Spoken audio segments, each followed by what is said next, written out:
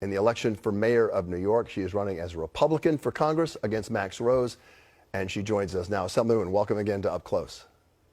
Great to be with you. Thank you. Let me start with the same question I asked Congressman Rose in the previous segment. I've talked to both of you. I interviewed both of you before. I think I understand who you are and what your politics are. Neither one of you is particularly nasty, and yet each of you has come out with very nasty campaign ads against the other. How did it get to this point? You're not a vitriolic person. Well, my ads are accurate. I'm exposing the fact that Max Rose supports policies that have made us less safe. And quite frankly, public safety is the #1 issue in this campaign right now, is what everyone's talking about when I'm walking in the community. Max Rose has been on the wrong side of these issues. He has supported closing Rikers Island, eliminating bail. He was the only elected official locally to march with those calling to defund the police. And so I'm making my effort to make sure everyone knows about it. The ads against me, however, have been very dishonest. He's spending millions and millions of dollars to try to accuse me of profiting over the opioid crisis. First of all, to politicize the pandemic. Then secondly, people should know he's talking about 100 shares of Johnson & Johnson, and the hypocrisy, because he owns mutual funds in which the top holdings are Johnson & Johnson. His pension, like every other public servant's pension, is invested in Johnson & Johnson, and he has received political action committee from PACs that were funded by Johnson & Johnson, every major pharmaceutical company. All right, to be fair, he says he is not for defunding the police. He has been an outright critic, one of the harshest critics in New York against Mayor de Blasio, and he marched not for defunding. Go ahead. Yeah, that's actually what he says now. However, on June 5th, he was the only elected official to march in front of our local precinct. They were holding signs saying Blue Lives Matter, defund the police, other derogatory terms toward our police. It was only after the mayor already cut the $1 billion, and he was getting so much grief for the community that he then wrote an op-ed saying that he is backtracking. But nowhere during this fight against defunding the police did he actually speak out against it. There were demonstrators holding up signs, but the march, the rally that he was at was against police brutality, and it was part of a race relations protest. And Black Lives Matter. It was not so much for defunding. But regardless, we've gotten to a point where two fairly forthright people have gotten downright nasty and vitriolic with each other, which leads me to the next question. There is so much vitriol in Washington. We see it all the time. You know that. How will you fight that? How will you deal with that if you're elected?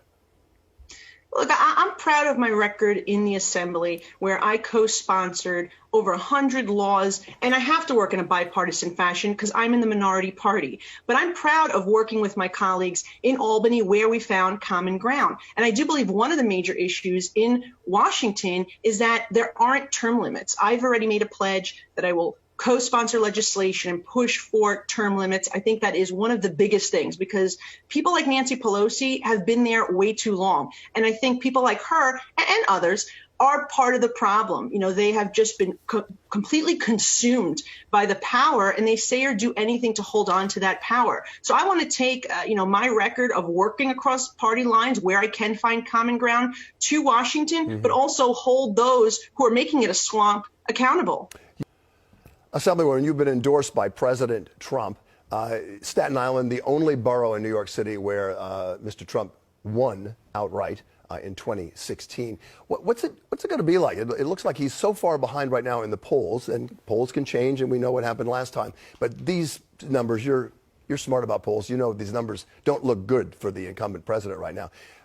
You could very well be in the position, it seems you're going to be if you win, that you'll be a minority in Washington, and the Senate could also be lost, as will perhaps the White House. So your party will be more of a minority, that potential. How will you deal with that? Well, first of all, I don't agree with that. I don't think that will be the outcome.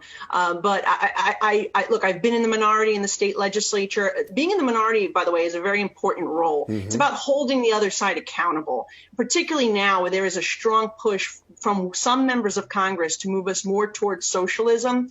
I think that's very important, somebody to have there to hold them accountable. I think it's important for New York City to have a two-party system, two-party representation in Washington, and I will present a counter viewpoint to somebody like Alexandria Ocasio-Cortez, which is much needed. We are seeing the city go more and more to the left. We need to have a balance. That's where you're going to get reasonable policy, when you have an actual debate and discussion of ideas, not just one party moving more and more to the left to satisfy a radical base. But what I'll say is, Yeah.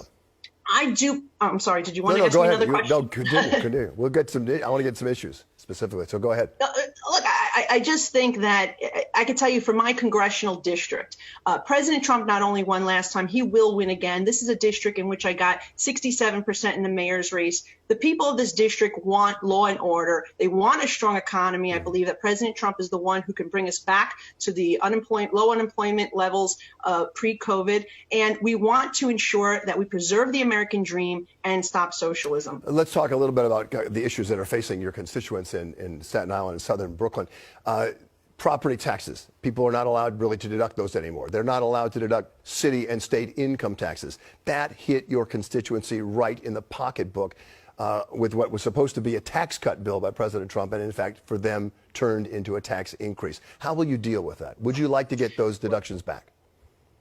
Yes, of course I would like to do that, and I will certainly be pushing for that. It's been one of my main platforms. And a matter of fact, though, the tax cuts also, though, that were given to the middle class in terms of income tax saved thousands of dollars for families. But I do believe we need to restore SALT. But I also think we need to hold our mayor accountable for the rapidly increasing property taxes. He has increased the property tax levy by over 50%. I've been the leader in the fight to not only cap property taxes, but to also have a more equitable, fair system. Right now, the people of Staten Island and southern Brooklyn, the outer boroughs, low and middle income communities, are subsidizing the property taxes of wealthier communities in our city, and that needs to stop.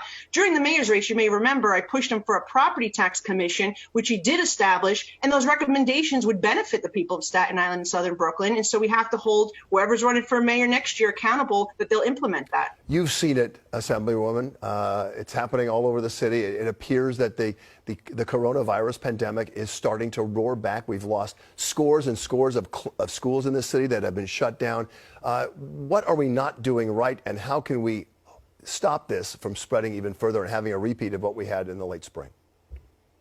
Well, I think, number one, we want to have a vaccination as fast as possible, and I think that would ease a lot of pressure and stress and pain.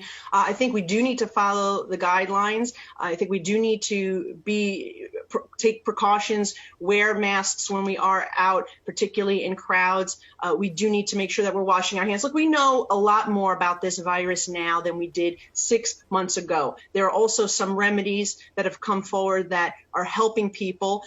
We saw President Trump recover swiftly with that. But we really have to be very vigilant and make sure we're following the precautions until a vaccine is found, which hopefully will be in a couple of months. The president's not recovered yet. He made some amazing recovery a little bit because he took this experimental drug that was given to fewer than 10 people around the world, and it seemed to have some sort of effect on it, but he's still quite contagious. I just want to make that clear. A lot of his administration, you talked about wearing masks and everything. A lot of his administration, your fellow Republicans were not doing that. And I know you have an opinion about that. Well, look, I think that when people are in close contact, they should be wearing their masks. I've been wearing my mask, and that's just my opinion. And I think that everyone has a personal responsibility. Max Rose is the second Democrat in 30 years to hold that seat for District 11. What would you do differently, and what are the three issues that you think you really would like to fight for if you're elected on November 3rd? Well, look, public safety is number one, and I think that we have to stop the attempts by Nancy Pelosi and Alexandria Ocasio-Cortez and the others to bring some radical policies to the federal level. Just for example, with this COVID relief package, they're trying to jam in stuff like cashless bail. They're trying to release convicted felons, stuff that has nothing to do with it. So I think we need someone who's going to be pushing back against that. I want to make sure that we have the federal funding for our NYPD in a lockbox, which means that the mayor can't go and raid it and use it for other purposes. I think we need to have someone who's going to be pushing to hold this mayor accountable from the federal level. We receive a tremendous amount of tax dollars from the federal government, and yet, when it comes to New York City Housing Authority, when it comes to to our education, when it comes to other programs, we need to make sure that money is being properly spent. So I think it's appropriate to be pushing for some form of investigation, some form of hearings, just to make sure that the money we're giving to New York City is being spent properly. But I do believe SALT is a #1 issue, and as a Republican, I'm going to be talking about it for sure. And I think that is one of the things that is important. Also, preserving pre-existing conditions. I'm proud to have done it on the state level and cross party lines to preserve that in New York State, and we need to do it on the federal level as well. Are you worried that the